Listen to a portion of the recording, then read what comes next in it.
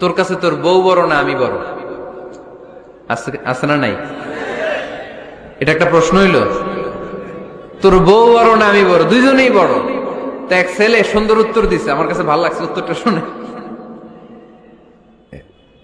এক মা প্রশ্ন করছে, তোর এতদিন আমি লালন পালন করে বড় করলাম, জীবন যৌবন তোর জন্য শেষ করলাম, আজকে বউ পাইয়া বউ তোর আপন হয়ে গেল।